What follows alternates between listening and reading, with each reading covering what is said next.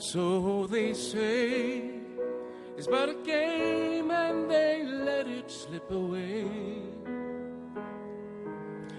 Love, like the autumn sun, should be dying, but it's only just begun. Like the twilight in the road up ahead, they don't see just where we're going, and all the secrets in the universe whisper in our ears for the years to come and go. Take us up, always up. We may never pass this way again. We may never pass this way again. We may never pass this way again.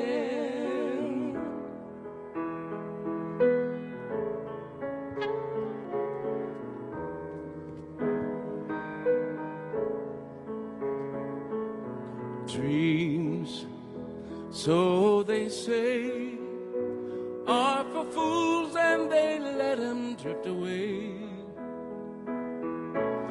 Peace, like the silent dove, should be flying, but it's only just begun. Like Columbus in the olden days, we must gather all our courage, sail our ships out on the open seas, cast away our fears and all the years to come and go. Take us up, always up. We may never pass this way again. We may never pass this way again. We may never pass this way again.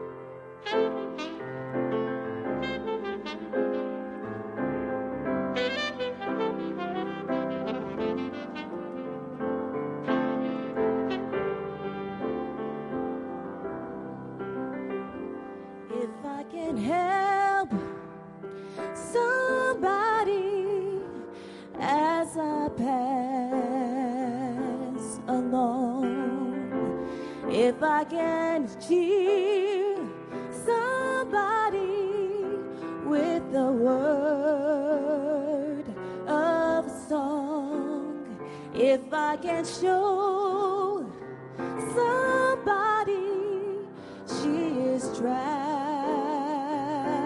wrong, then my life will not be in vain. No, my living will not be in vain. No, my living shall not be in vain.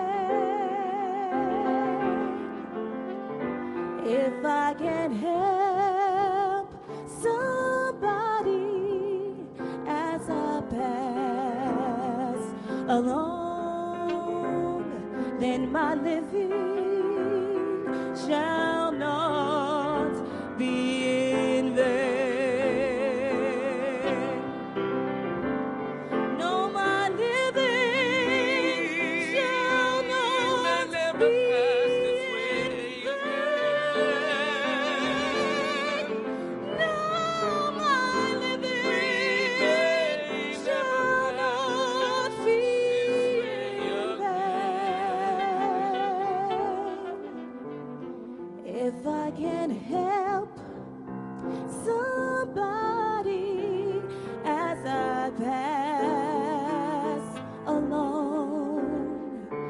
and my living shall not be in vain. Never pass this way again.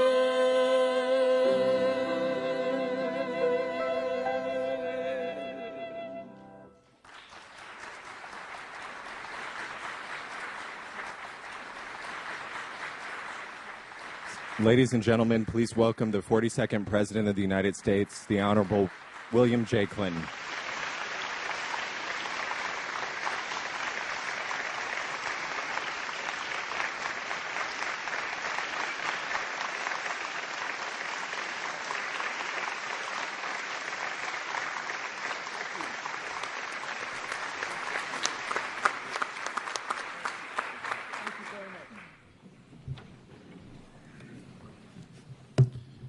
Lena Lawrence, thank you very, very much. That was beautiful, and I want to also thank the Arkansas Symphony for playing.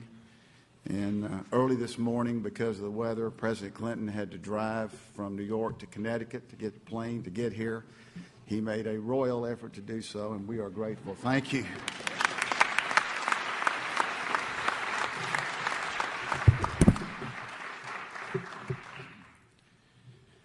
In his biography, The Boy from Alzheimer, William H. Bowen, for whom the University of Arkansas at Little Rock's Bowen School of Law is named, said that Arkansas Governor Bill Clinton had a framed quote in his office that read, "The way to save your soul is through public service." In his book, Dean Bowen added that public service was also the way to save a community's soul. My name is Skip Rutherford, Dean of the University of Arkansas Clinton School of Public Service, welcoming you to our second graduation. After 9/11, after the tsunami, and after Katrina, people all across the world developed a new interest in serving and in giving. This commitment has been highlighted in many ways, including record applicants for the Peace Corps, Teach for America, and AmeriCorps. It also manifested itself in a new academic discipline that would be kin to but different from public administration and public policy. President Clinton, Dr. Alan Sugg, the University of Arkansas Board of Trustees, and the Arkansas Department of Higher Education collectively initiated the nation's first master's degree in public service. Deans David Pryor and Tom Bruce deserve great credit for its successful launch, and a very special thanks to President Sugg, to Stanley Reed, and to the other members of the U of A board for their commitment and confidence. Attracting the best and brightest from Arkansas and bringing the best and brightest to Arkansas. This school is unique because of its emphasis on hands-on, in-the-field public service work. And you, the members of this graduating class, have elevated our public service commitment to a much higher level. Along the way, you also helped develop our new Center on Community Philanthropy, which has unlimited potential and could, in fact, help change the world. You served on all 6 inhabited continents. You survived the tsunami. You personally faced down typhoid and malaria.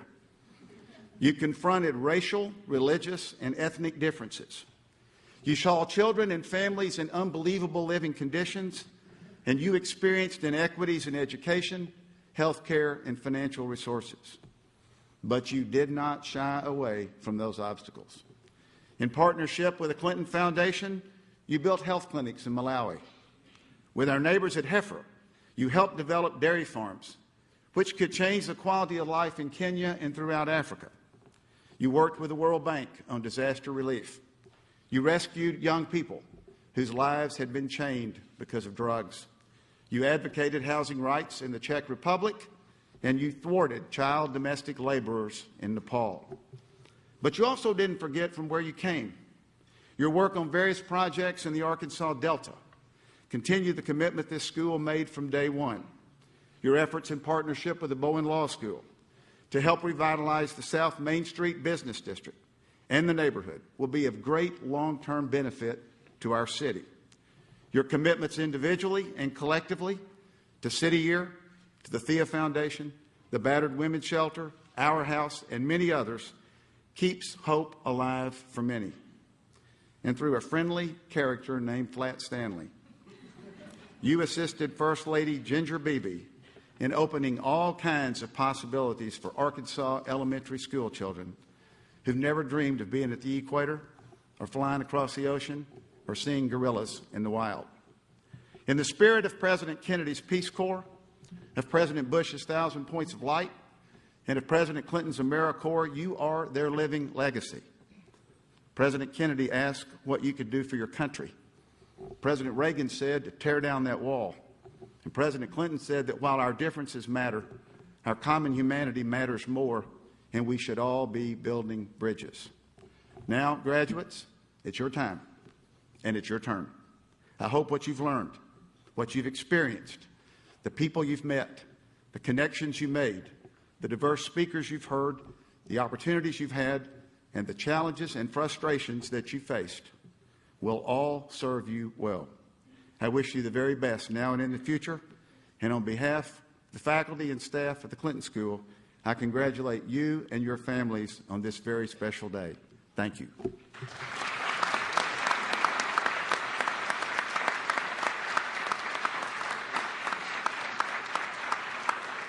It is now my pleasure to present to you a longtime personal friend, a strong advocate for higher education, and the chairman of the Board of Trustees for the University of Arkansas, Mr. Stanley Reed.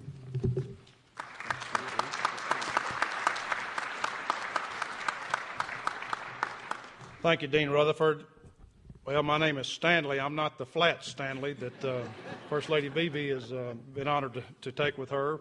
When I first heard that term, I thought they were saying Fat Stanley, and I took a little offense to it, but it is a great pleasure to be with you, and I do want to offer my congratulations to this graduating class of the Clinton School of Public Service. The Clinton School is a tremendous addition to the University of Arkansas system. The U of A system is comprised of 16 different institutions that represent students from all over the state and literally all over the world.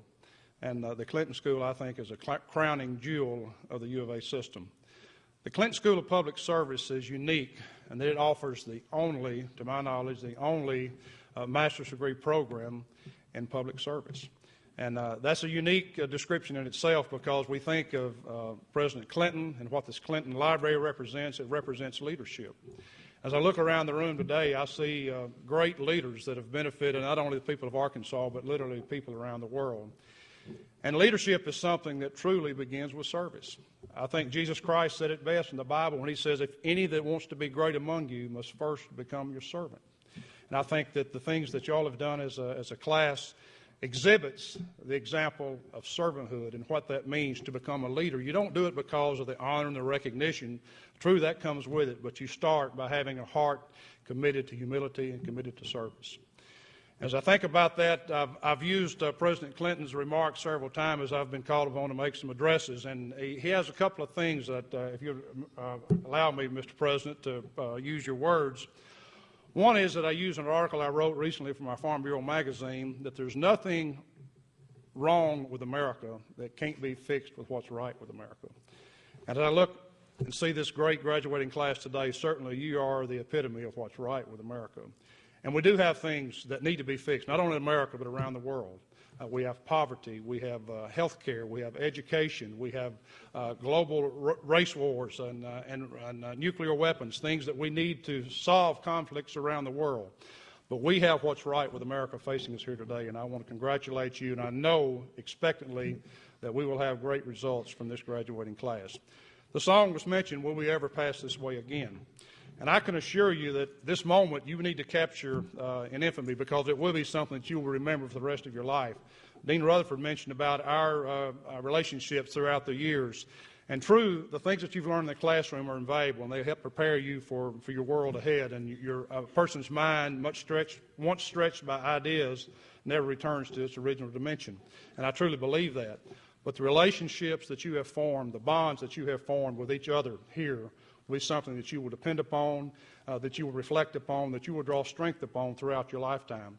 Dean Rutherford and I were students together at the University of Arkansas. He was 1 year ahead of me. I know he looks like he's much younger, but he was 1 year ahead of me, and he was editor of the Traveler. We were involved in fraternity governmental affairs. We were involved in government affairs at the University of Arkansas. We've bonded a friendship. Our wives were friends in high school, and they were in each other's wedding. And those relationships are something that you just cannot replace. And I know the relationships that y'all feel, the love, the admiration, respect that you feel for each other and for the people that you've met here in the state of Arkansas will be something you will treasure for a lifetime. Mr. President, if I could, I'd like to borrow one more of your quotes, which I heard when you gave to the commemoration of the 50th anniversary of the Little Rock Nine. I think this is really what epitomizes us being here today and what you have learned at this school, is that all of us have opinions in life. We have certain beliefs about ideas, and when you came here, I'm sure you had some opinions that may have been challenging, may have changed. But the true test of leadership is when you take those opinions and you develop them into convictions. I think as we commemorate and celebrate the Little Rock Nine, we certainly saw people that were willing to take an opinion about a belief in bettering themselves and bettering their world and receiving an education, that they were willing to take a risk.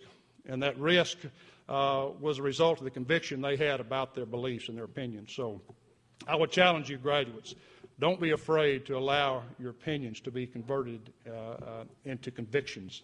And those convictions will certainly propel you to a lifelong example of leadership, but first and foremost, service must precede that leadership. I congratulate you, congratulate the family members that are here to celebrate this great occasion, and may God bless you. Thank you very much.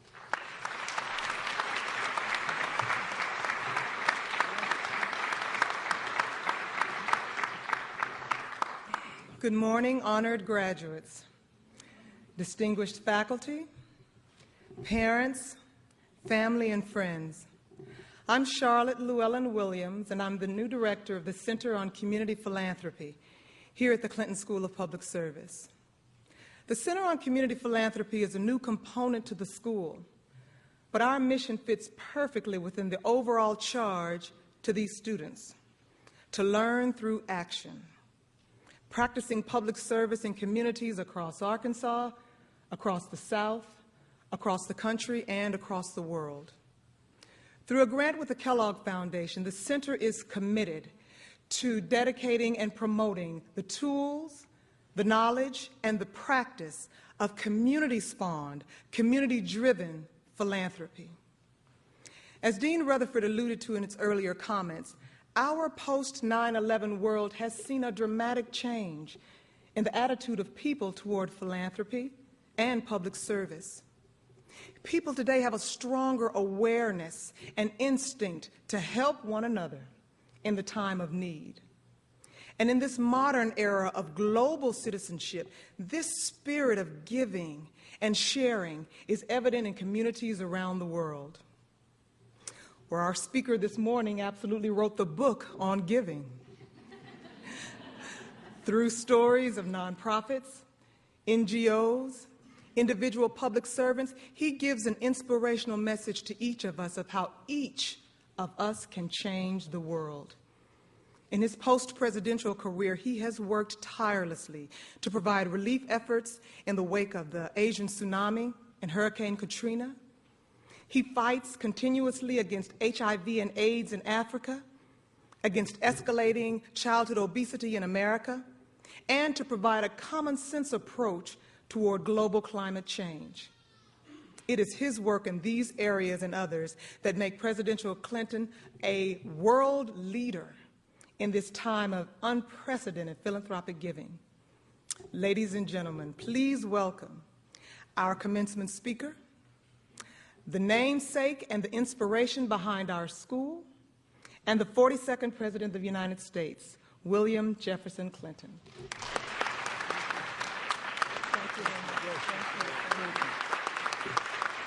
Thank you very much. Thank you. Thank you. Thank you very much. Charlotte, thank you so much. Dean Rutherford, Chairman Reed. When I met Stanley Reed, he was a young man and exceedingly shy. And he sat down and I said, Stanley, you've become a good speaker. And he's done the university great honor with his service on the board. I thank him. Thank you, Skip, for your service here. I think this job was made for you. I think you spent a lifetime getting ready to do something that will change other people's lives. Senator Pryor, thank you for being here. Congressman Snyder, Dr. Bruce, Chancellor Anderson, Chancellor Wilson. I'd like to thank the chairman of my foundation, and like Bruce Lindsay, who's here. It's nice to be with people you've known more than half your life, particularly if your life is as long as mine. Let me say that I apologize for being so late today, but you may know I got up at 5 o'clock your time to fly down here, and I was supposed to come down last night. All the airports were closed. So this morning my airport was closed, and we waited for it to open, and it didn't, so I had to drive an hour and 15 minutes north to find a plane on a runway that could actually take off and bring me here. So I'm honored to be here. You shouldn't have to wait for somebody who is just a substitute speaker. Hillary was supposed to be the commencement speaker today. Sort of like a double disc, but there was nothing I could do about it. And at least Stanley will be glad to know that the Senate has been called back to vote on Farm Bill today. And it's another one of those bills that the Republicans seem determined to filibuster and beat, but I hope we'll pass it today. I'm very proud of this school. In 2005, we had just 16 students, and now there are over 50. But it's still relatively small, located far from the activities in America's largest cities. Yet it is, as you heard from Dean Rutherford's explanation of what the students have done, truly a global institution. And since I believe we all have to develop a global consciousness to think about these things wherever we live in the United States and around the world, it's altogether appropriate that it's located here in the heartland. The class of 2007's 22 graduates come from 10 states and Haiti, Kenya, and Indonesia. I am grateful for all the work that you have performed around the world and in the Mississippi Delta. I am grateful for the work that you've done reviewing City Years tutoring program in Little Rock and any number of other public policy programs. And that is, in a way, what I want to talk about today. What is the purpose of public service? And particularly, what is the purpose of public service here at the beginning of the 21st century? I believe it is to improve individual lives and the quality of community life, and to give our children a chance for a better future. It was perfectly captured in the wonderful song that Lena and Lawrence and Sabor gave us. That was Martin Luther King's favorite hymn, If I Can Help Somebody. I first heard it, I'll never forget, I first heard it 30 years ago at John Gammon's Wild Game Dinner in Marion, Arkansas, which you have to be of a certain age and inclination to activity to know what I'm talking about. But old John had a wild game dinner every year, and it was one of those mandatory appearances for politicians. And so was eating the wild game. And the woman who got up to sing the song, eventually John graduated to a fancy dinner at the dog track over there, but when we started, we used to meet, you remember this? We used to meet in an old building with a tin roof. And the lady got up to sing a cappella. And she had perfect pitch, and a hailstorm came up. And there was hail raining down on the roof 30 years ago. I never will forget it. It was inexpressibly beautiful. The kind of the uniting of the human spirit and nature. But I think it's important not to forget that. Public service sounds like a good government word. It's about human lives. This program is important because the key to success in public service in advancing human lives involves three things. One, having the right vision. Where are we and where do we need to go? Two, having a strategy. What are our plans for getting there? Three, and increasingly more important, how do you turn these good intentions into real changes in the lives of ordinary people? We're making more progress on items 1 and 2 than we are 3. That's why your academic experience and your practical experience is so important. I could give you 1,000 examples and we'd be here till tomorrow morning, but let me just give you 2. One involving the United States, one involving the world. There is now the right vision in the United States for health care. Overwhelming majorities of our people say that every American, every man, woman, and child has a political and a moral right to quality, affordable health care, and that it is inexcusable that a country of our wealth is the only major country in the world that still doesn't provide 16% of its people with health insurance, where 1/3 of us are without health insurance at some point during the year, and many Americans think they've got it until they have something really bad and they find out they're told it's not covered.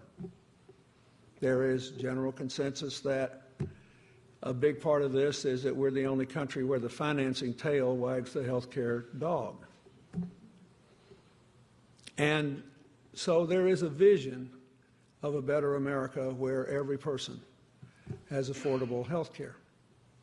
Now, in this election year, because of the support that is very broad for implementing this vision, there are any number of practical plans out there proposed by people running for president and some people in the Congress that would achieve this goal.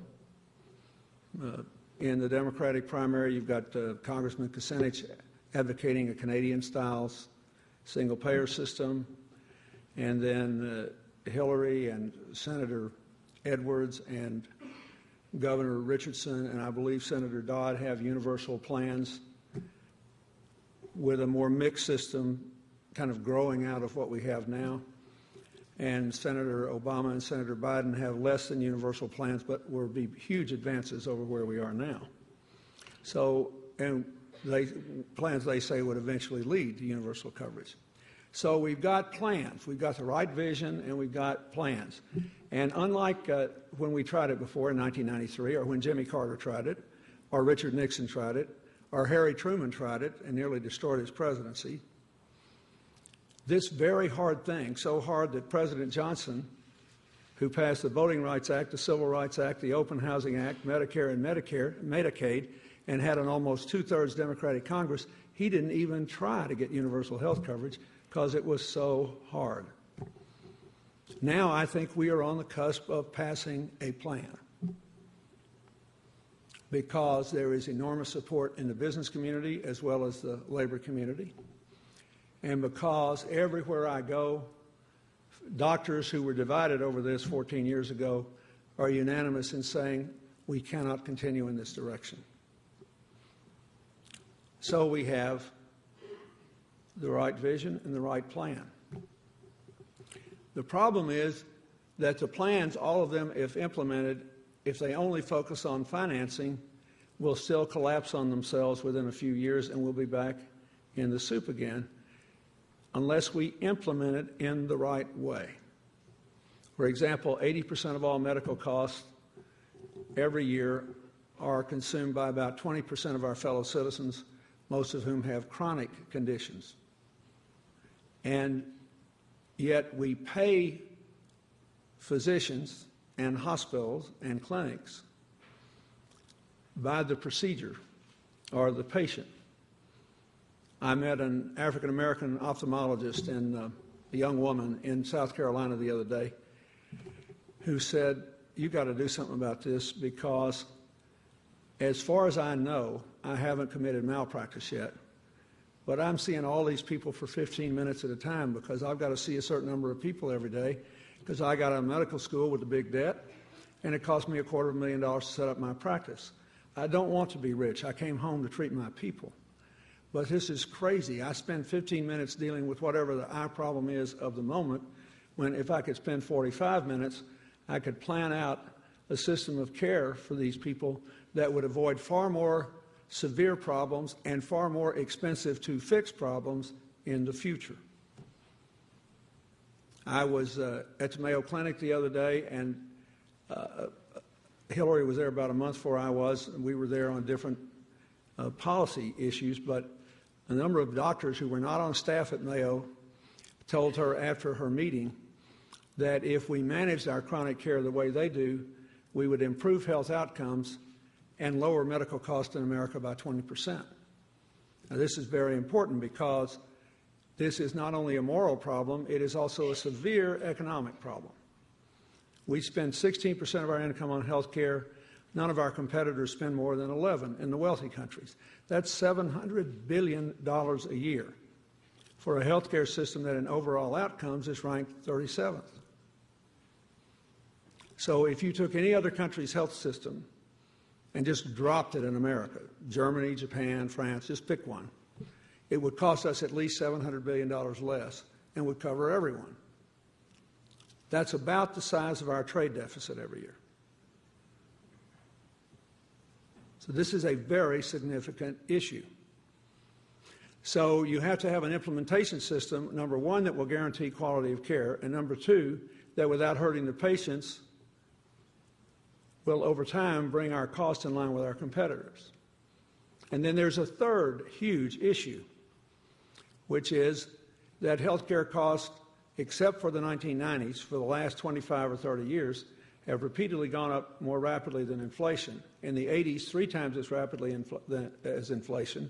In this decade, even worse, 6.5 times the increase in average wages, where median wages have been flat.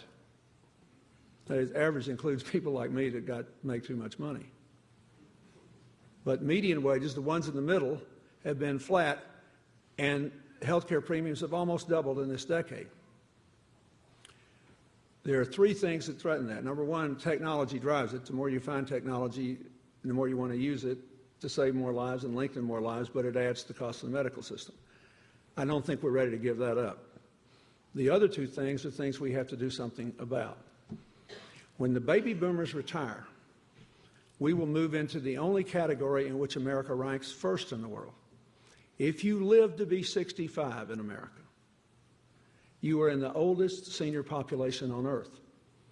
Women with a life expectancy of almost 85, men at about 83. That's the good news. The troubling thing is, if we baby boomers use medical services in the same way and at the same volume as our parents did, we will impose a severe burden on our children and their ability to raise our grandchildren, to pay for their college education and do all the things that they'll want to do. So we have to say healthier. We have to promote wellness among older people, physical and mental, with lots of evidence of what works there. And most people want to stay active and healthy as long as they can. But we have to do this on a systematic basis. The third problem we have is on the other end of life, and you were kind enough to mention it. That's the problem of rising childhood obesity and the almost epidemic levels of diabetes we're seeing among children. That's type 2 diabetes, the kind you're not born with, but you acquire through your living habits or your predisposition to it. And diabetes, based on what we now know, has drastically uneven effects. That is, given a certain diet and a certain level of exercise, for genetic reasons, Hispanic Americans are 1.7 times as likely as European Americans by ethnic heritage to develop diabetes. African Americans, twice as likely, 1.8 times as likely. Native Americans, twice as likely. And Asian Pacific Americans, the Polynesians, the Hawaiians, slightly more than twice as likely. So this could aggravate another big problem in our society, which is inequality. But the point is, we're running the risk of raising the first generation of children who might have shorter lifespans than their parents and who will require exceedingly expensive care if we do not prevent it. I can just give you an example. My office, in New York is in Harlem. We had a great diabetes treatment facility there. It cost the federal government a lot of money to bring people in, counsel them when they had the first instances, tell them what they could do by diet and exercise to move out of the danger zone, and give them preventive medication. It was expensive, and the government had big health care costs, so they closed it down. So what's going to happen now? For a few years, they'll spend less money. Then all these people, particularly young people with pre-diabetic indicators or early onset of the condition, will develop full-blown diabetes, and when they have to have their legs amputated or when they go blind, the government will spend a fortune treating them. And somebody acts like it's tomorrow's problem. What's the point? This is where public service comes in. We have to figure out not just how to pass a law which covers everybody and finance it honestly for today. We have to do it in a way that enables it to endure and modify over a decade or 20 or 30 or 40 years by also emphasizing how to bring our costs in line with our competitors, which incidentally will give us better care, and how to radically increase our emphasis on preventive care, staying healthy. That's where public service comes in. That's why the practical experience you got was so important. Now let's take an even bigger issue for the world, climate change. We got our vision right now. Everywhere in the world, including the United States, people know that the world is warming at an unsustainable rate and that really bad things are going to happen unless we stop it. We know it's caused primarily by human activity, principally by excessive levels of CO2 in the atmosphere, but also from methane gas, which is produced in America primarily by agricultural operations and even more by urban landfills, where organic material decays, releases methane. It's far smaller in volume than carbon dioxide, but 20 times as powerful as a greenhouse gas. So we know that. And the world accepts it, which is why Al Gore got to give the Nobel Prize speech a few days ago, because people now know he was right for what many ridiculed him for 20 years. Now, just before Al gave that speech, he and Senator Kerry went all the way to Bali in Indonesia, which is a pretty good trick, to an international meeting about what will be the successor to the Kyoto Climate Change Treaty, because it expires in 2012. And all of us who care about this know we've got to have a new treaty. So they're all talking about it. And they went there to send a signal that there are a lot of us in the United States who are prepared to deal with this.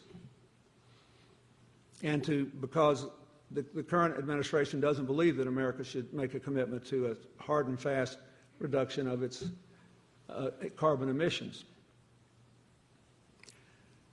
So if you've taken a poll at this meeting, this very distinguished meeting in Bali, and you'd say, what is the greatest tragedy in the struggle against climate change since the Kyoto Treaty in 1998?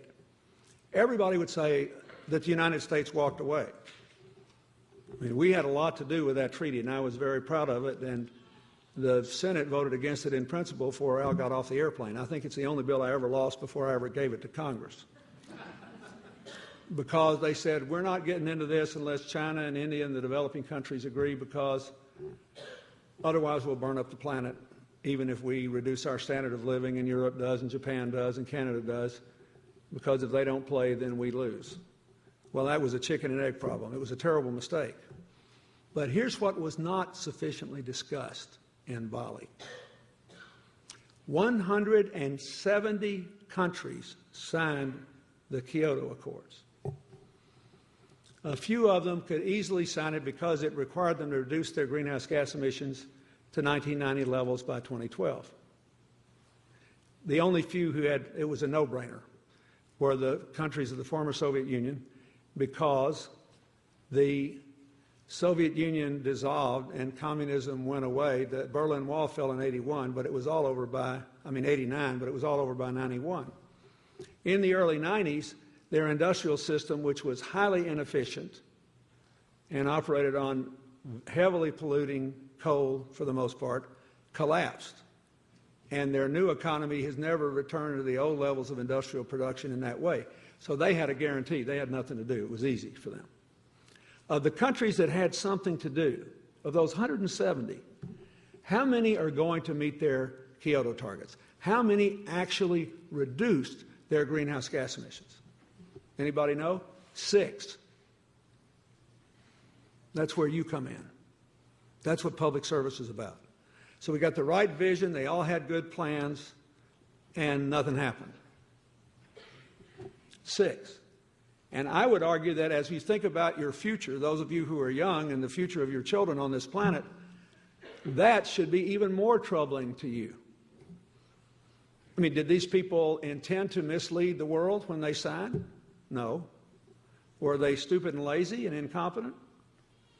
With minor exceptions, they were not. They were good people running their governments well. So why didn't it happen? Because they didn't know how to continue to have an acceptable economy and turn the best of intentions into real changes that would positively affect the future of the world. And it's not so easy to figure out how to do. Chinese have waited a long time. The Indians have waited a long time for their economic prosperity. Should we ask them to shut it down? If not, how can they skip a generation of energy use? What about the Indonesians? They're clearing rainforests, which are the most valuable absorbers of greenhouse gases in hot climates, and contain most of the world's valuable plant and animal species, including plant species that may have the clue to solving a lot of our health problems. And a lot of what they're doing is clearing it for palm oil to grow biofuels, which are less harmful than burning oil. But the net result is negative because they're taking down trees that could otherwise absorb greenhouse gas emissions. This is not easy. The Brazilians are preserving more of their rainforests now in the Amazon basin, but the Atlantic rainforest is virtually disappearing because they're taking it down and they're producing an enormous amount of sugarcane-based ethanol, which is the most efficient in the world. You can get 8 gallons of ethanol for only 1 gallon of oil. But they're undermining the long-term future of their country and their ability to absorb these greenhouse gas emissions. This is hard work. And that's where you come in. The interesting thing is the experience of the countries that have met the Kyoto targets. For the longest time, until just a few months ago, the United Nations debate on the climate change panel was about how much we would have to agree to slow economic growth in order to stop the planet from burning up. And in particular, from starting a process called biofeedback. That's when the earth just warms on its own no matter what we do. And then it's pretty much too late for us to stop some calamitous consequences. You can see examples of that today. The best example is in the tundra of Russia in Siberia, where land frozen for more than 1,000 years is now thawing out.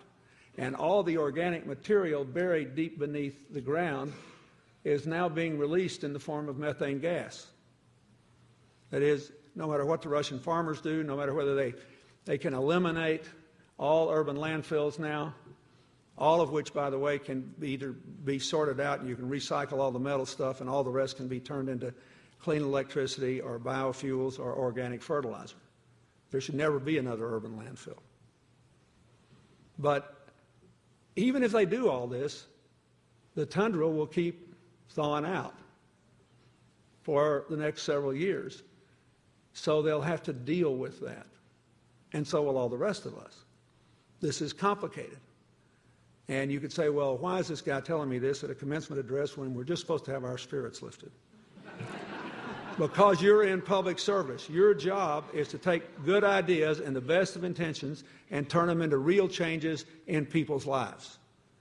Whatever you do. And that's basically what our foundation tries to do. And the first point I want to make is look at the experience of the 6 countries. And finally, just a few weeks ago, the international experts have said, well, guess what? It's going to cost us a lot more in jobs and incomes not to deal with climate change than it is to deal with it.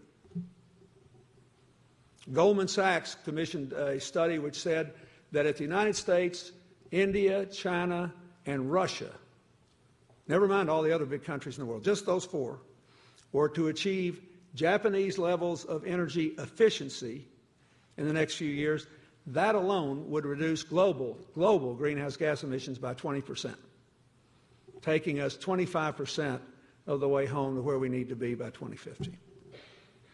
But this is hard. So let's look at the countries that did it. Tiny Denmark, 5 million people. How did they reduce their greenhouse gas emissions? Did they shut their economy down? No, their unemployment rate's about ours. Their taxes are considerably higher. But unlike America, they've had rising wages and declining income inequality. And I believe it is because they figured out how to turn a good intention into a concrete result. What did they do? They increased their economy 50% without using 1 more watt of electricity. Not one. Then they lowered their greenhouse gas emissions by generating 25% of their electricity from wind.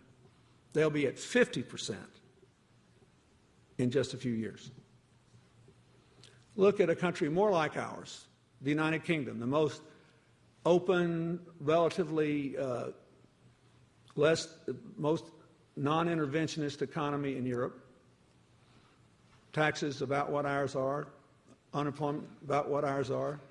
Huge number of first-generation immigrants, both legal and not legal. Highly competitive and open. They are going to meet their Kyoto targets in 2010, 2 years early. They'll be about 20% below where they're supposed to be, maybe 25% by 2012. So what is their experience? Their unemployment rate's about what ours is, but they've had rising wages and no increase in inequality in this decade. Why? The current Prime Minister, Gordon Brown, was, until recently, as all of you know, the Chancellor of the Exchequer. He was the equivalent of the Secretary of Treasury in America. Before he became Prime Minister, he put out a report detailing by category, and I can't remember, 12 or 15 categories, how many completely new jobs and businesses were created because they were going to meet their climate change targets. That is, it's good business to become more energy efficient. It's good business to build clean energy. And does it cost money? It's good business to retrofit buildings. Of course it does, but the benefits outweigh the cost if you know how to do it. So about all I do in the world now is try to figure out how to take people's good intentions and turn them into concrete results. You know, I'm not running for anything anymore, and I can forget about the poetry. Mario Cuomo, the former governor of New York, and probably the most eloquent politician of my early years, had a great sentence. He said, "We campaign in poetry, but we must govern in prose." So I mostly focus on the prose, because all the poetry in the world doesn't amount to a hill of beans unless people's lives are better. So we're working on trying to figure out how to help other people turn their good intentions into concrete results. For example, we're not yet at a point, even though I've got a lot of solar reflectors on this building and we have a Platinum LEEDs rating, as do our neighbors at Heifer, we're not yet at a place where solar power is reasonably economical for people who aren't going to be in a building 20 years or more. And wind power works like crazy if you have it in the right place. We have enough wind energy in America to electrify the entire country, just starting in the Texas Panhandle and going to the Canadian border with North Dakota. But that's not a practical solution because we'd have to redo all the electric transmission in America to do it. So we're going to see a period of shaking out here as we see what's possible with solar and wind and geothermal and even turbine-generated energy and wind, on the oceans and in rivers. You could put turbines in the Arkansas River and generate energy. Whether we'll start nuclear again, whether there's a nuclear technology which makes it safe to deal with the waste. Meanwhile, we should pick the low-hanging fruit. Remember the study. If we were just as efficient as Japan, it would dramatically reduce global greenhouse gas emissions. So here's the question. Meanwhile, I think we ought to dramatically accelerate the movement in transportation away from oil. The only thing we need oil to get around in is the way I came here today. We haven't yet figured out a biofuel or an electric or a hydrogen substitute that will lift a heavy airplane high into the air and fly at a long distance at a fast speed. Now you think about that. When you leave here today, every time you get in an automobile and you burn gasoline, it's an option. An option that may not exist for you because we don't have enough alternatives and we haven't done it, but we can, every place in the world can have a post-carbon future when it comes to cars, buses, trains, everything but jet airplanes today. So we should do that, be good for agriculture. But the most opportune thing is to figure out how to do energy efficiency quickly. For example, we reduced our electric bill here by 34% a month.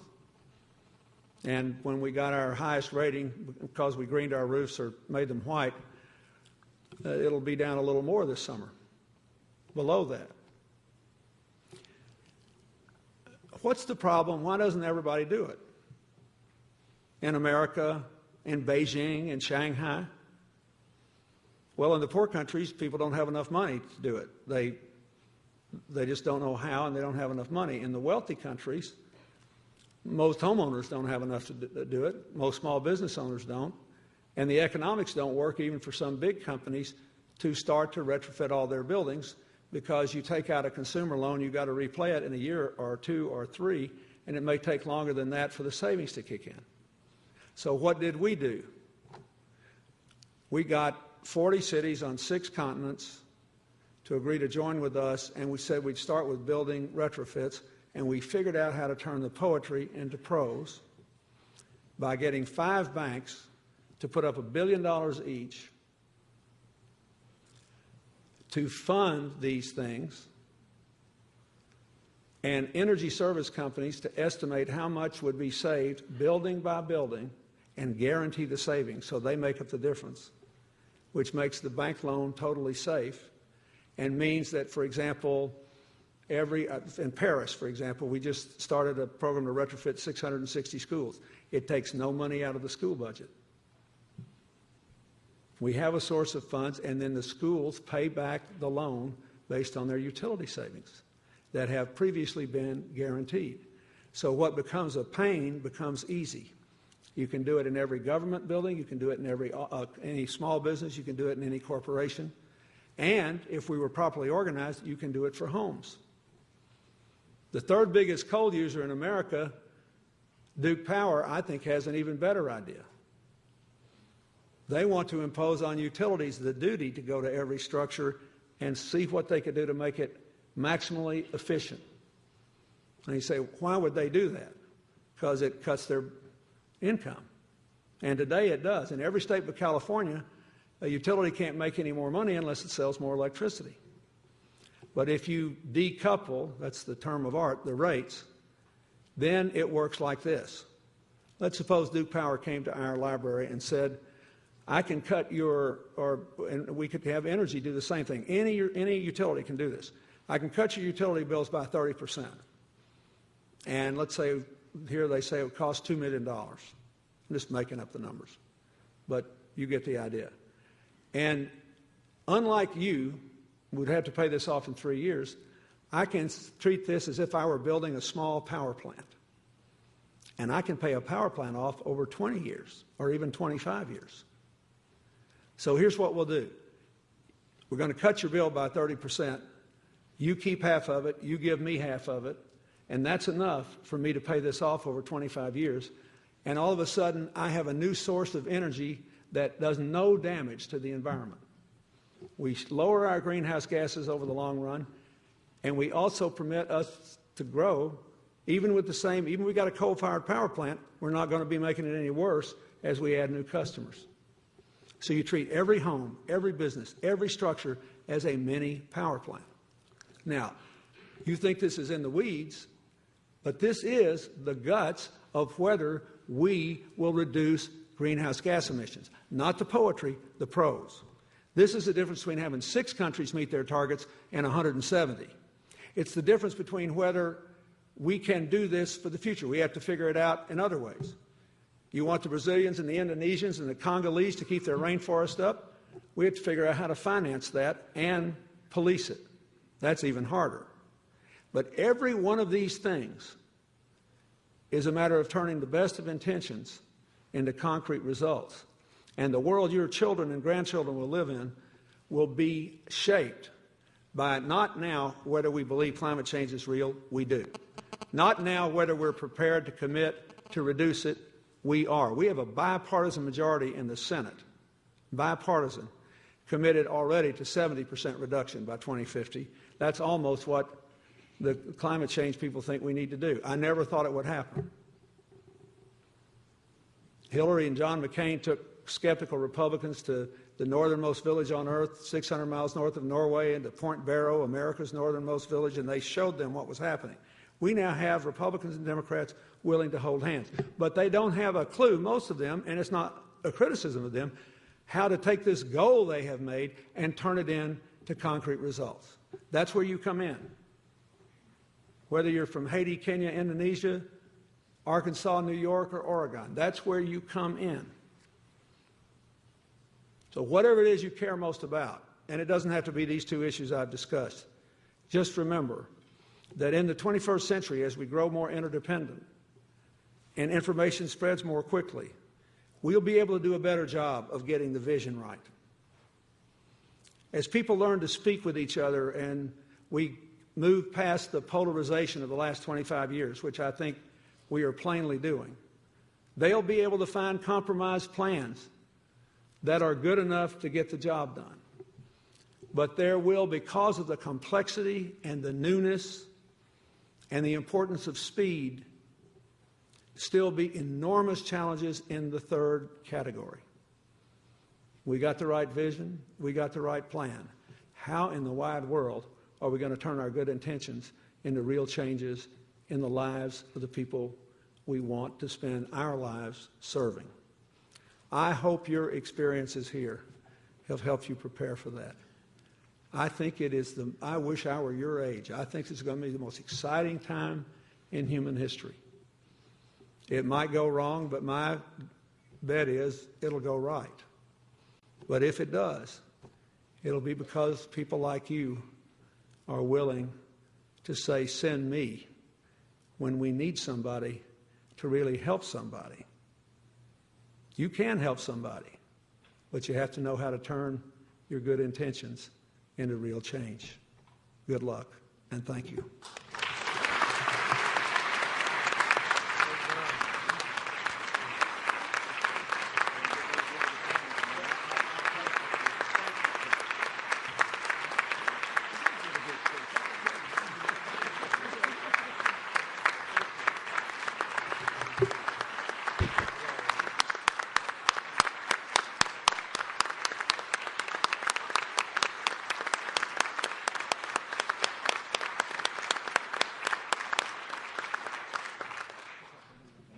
Thank you, Mr. President. Thank you for all you do for our school, but more importantly, thank you for all you do for our world. And we are honored that you would be here today, and we very much appreciate it. President Clinton, Chairman Reed, ladies and gentlemen, I present 22 students as candidates for the master's degree in public service. By the authority invested in me by the University of Arkansas Board of Trustees, and upon recommendation of the faculty, I confer upon each of you the degree for which you have been recommended, and with all the rights and privileges and responsibilities thereunto. Graduates, we are now prepared for the awarding of the diplomas. May I ask Professor Keith Nita To escort the first half of the group to the stage, and then Professor Christina Standiford will elevate and bring the second group up here. So, Professor Nita, we'll position ourselves for the awarding of diplomas. Chairman Reed, place you right over there. President Clinton, put you right over here. President Clinton right here. Thank you. You're right here on this side. On this side.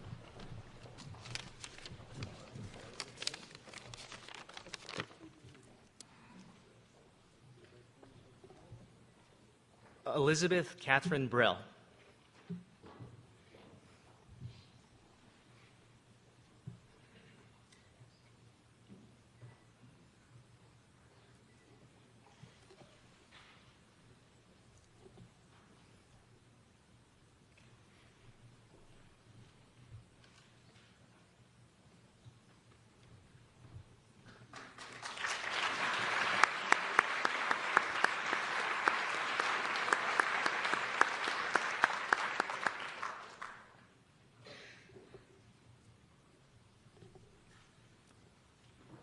Casey Lane Carter.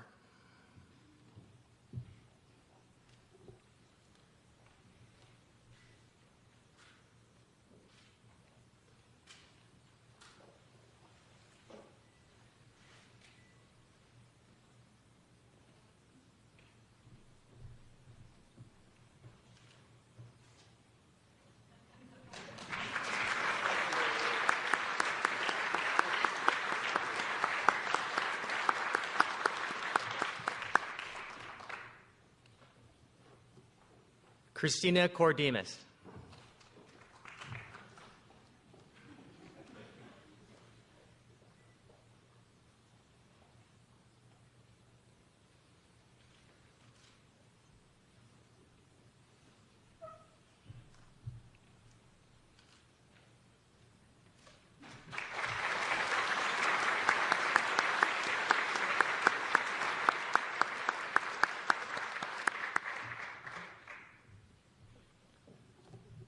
Shandell Ann DeVore.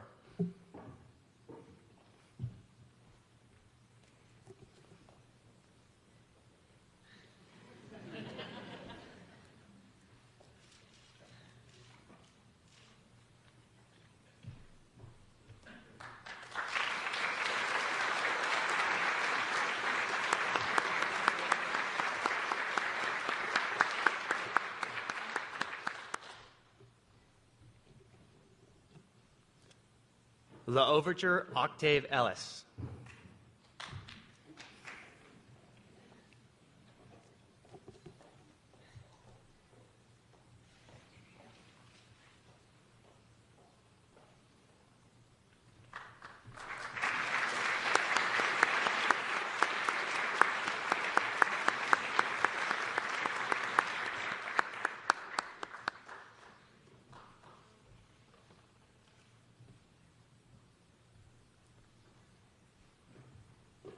Jason Eugene Fisher.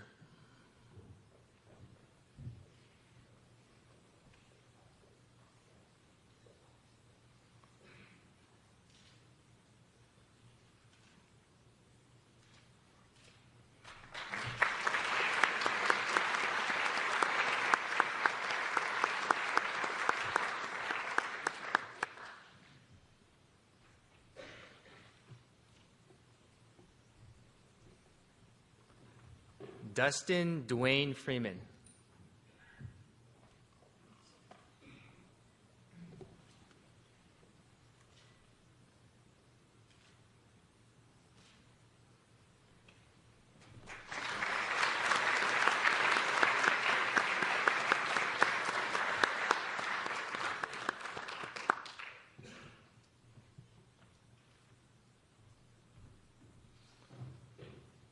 Maricela Cecilia Garcia.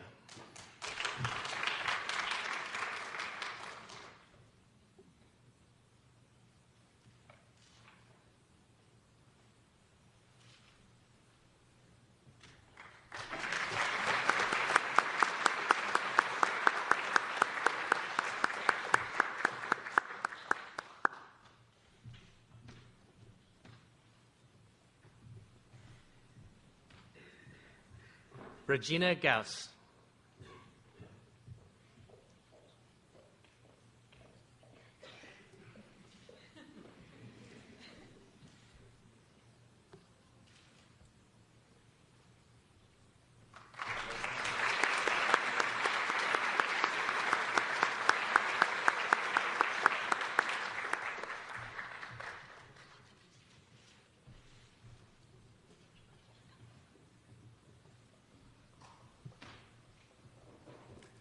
Julia Margaret Gerke.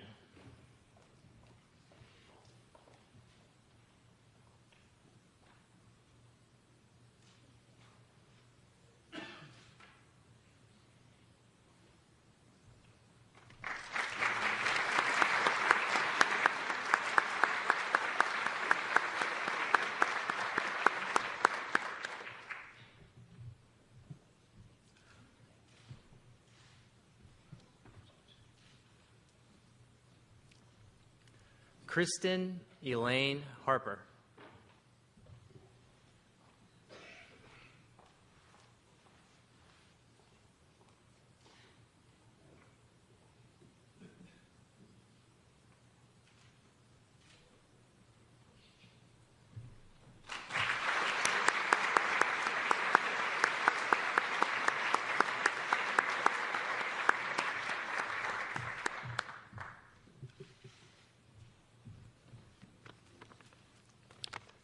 This time I'd like to ask the second half of the class to stand and come to the stage.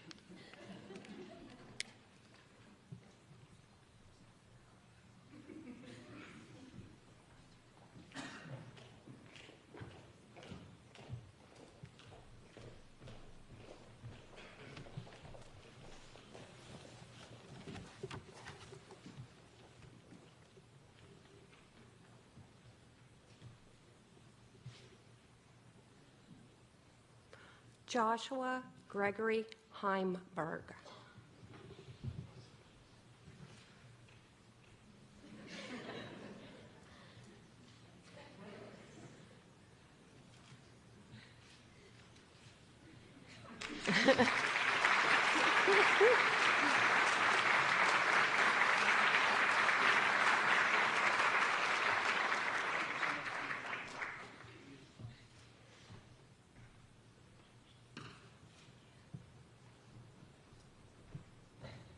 Paul J. Hill.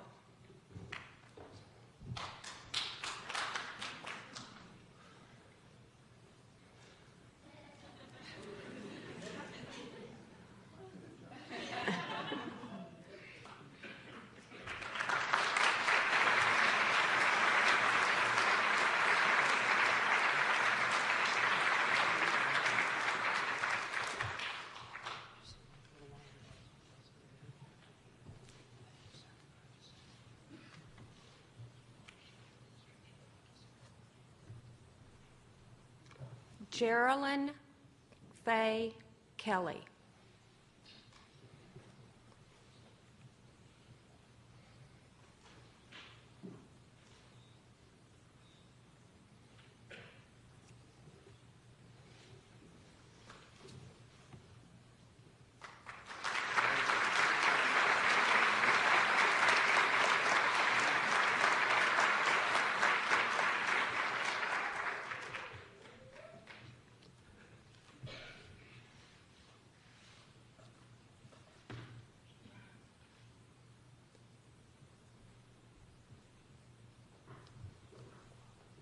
Lavonde Leroy.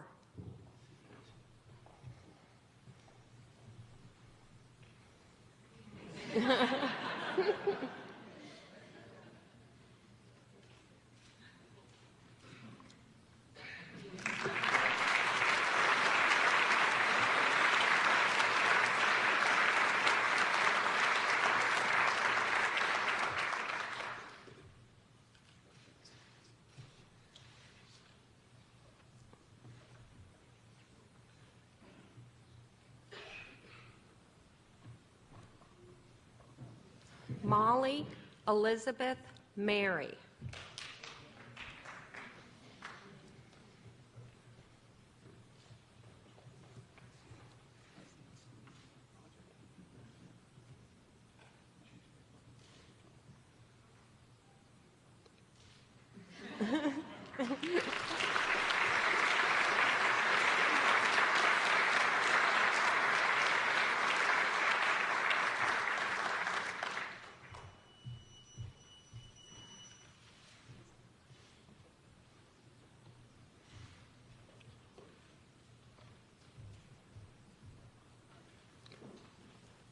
Serena Mutia.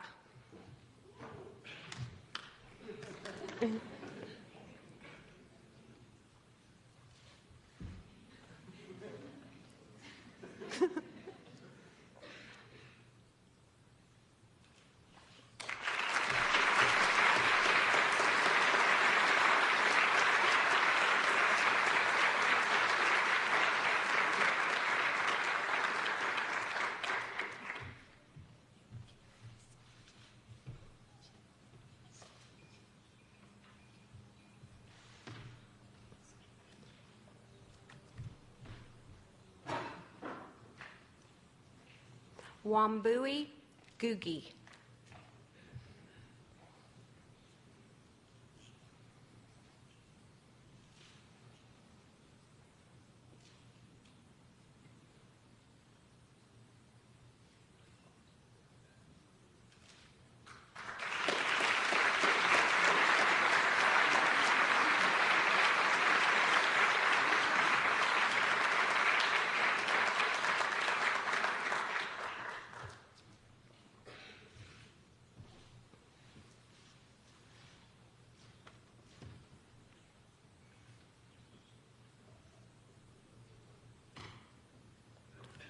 Marissa E. Pryor.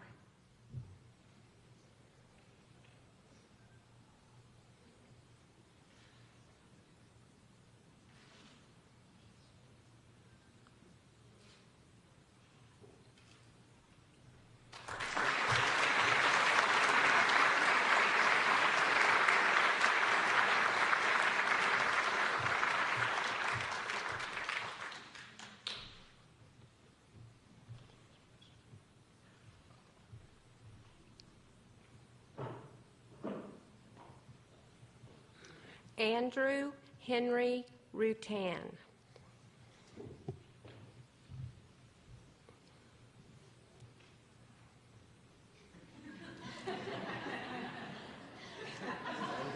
Ooh, great. Nice job, Mike.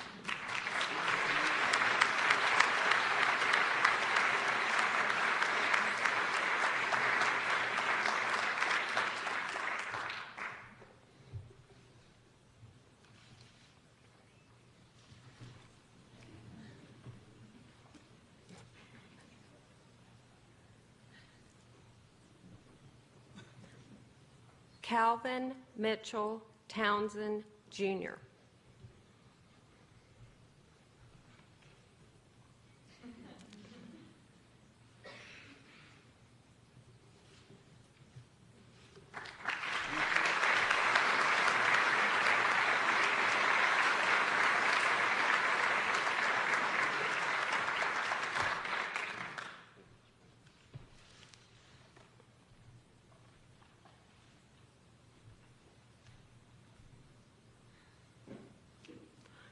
J.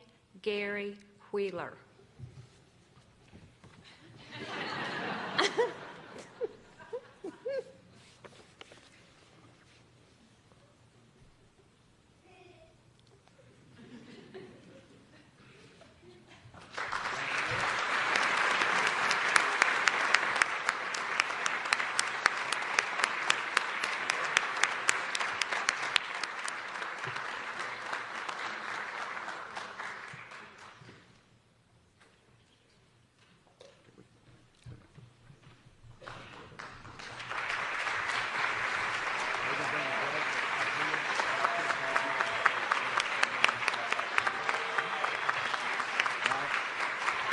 Ladies and gentlemen, the class of 2007, please stand, class.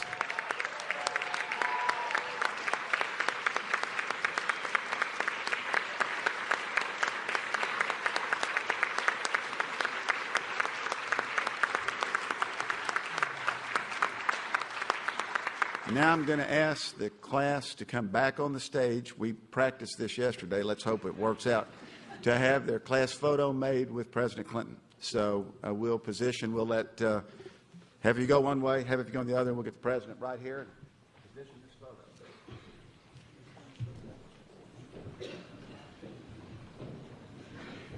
We'll move out of the way.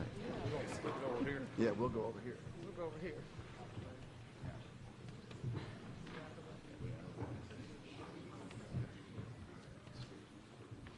attention, everybody. Get close. Get really close.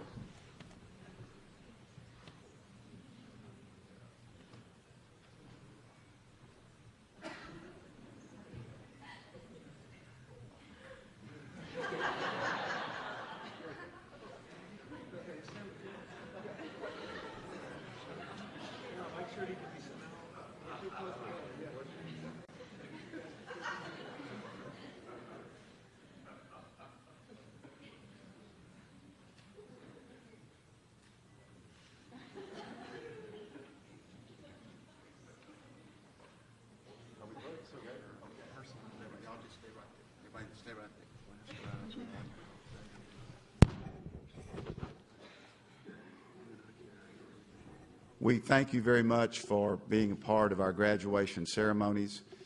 Would you please stand for the recessional? The graduates and the stage party will leave first, followed by the faculty. We would ask that you please remain in the Great Hall until all the graduation participants have left the stage. Thank you very much for being with us.